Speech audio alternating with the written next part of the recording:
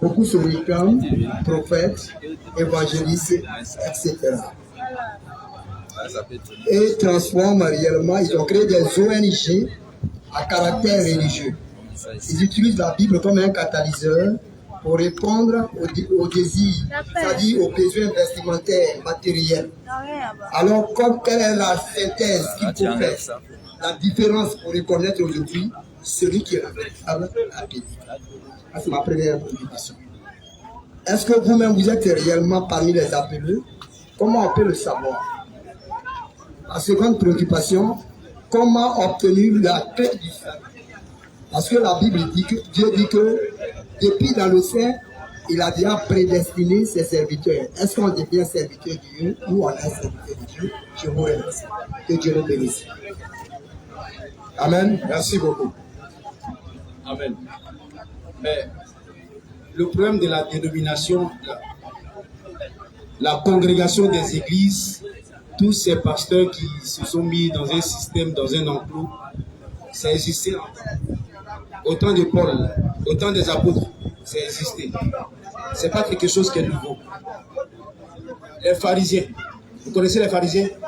Les sadduciens, les scribes, les zélotes, les hérédiens. Vous les connaissez? Ils sont dans la Bible, non? Ok. Ils avaient les croyances différentes, non?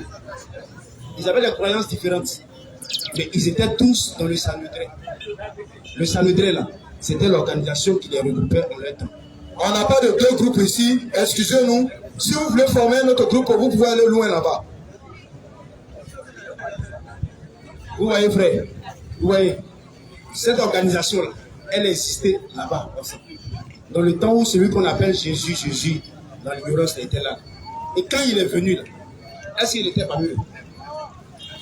Est-ce qu'il était avec le pouvoir politique? Mais quand Jean-Baptiste est venu là, Jean-Baptiste seul a eu le courage de dire à Hérode, la femme que tu as prise, ce n'est pas pour toi. C'est vrai, non? Mais le souverain sacrificateur, il était au-dessus du Sanhédrin. Maintenant, le Sanhédrin était composé des principaux sacrificateurs, des différentes classes religieuses. Maintenant, Jean-Baptiste sort et il dit, toute cette masse-là, vous êtes dans le feu.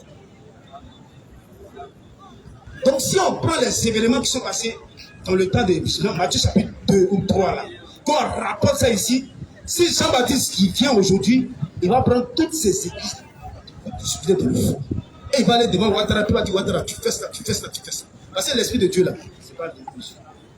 Ouais, un peu. C'est comme ça.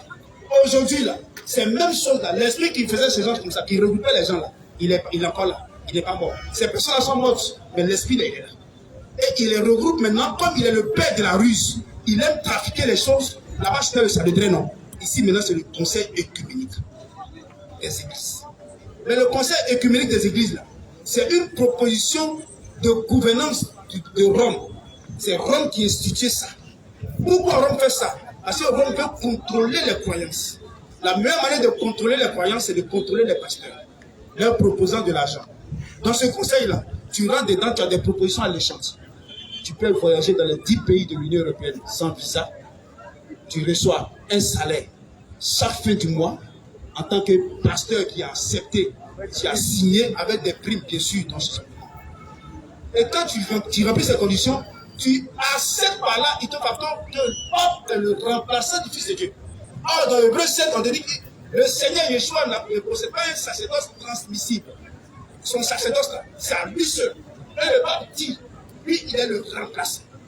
Et il fait tout ce qui est contraire à l'originalité des choses.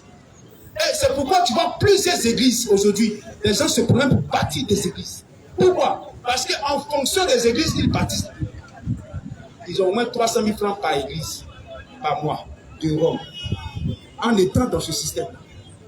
Et le système a absorbé beaucoup de pasteurs.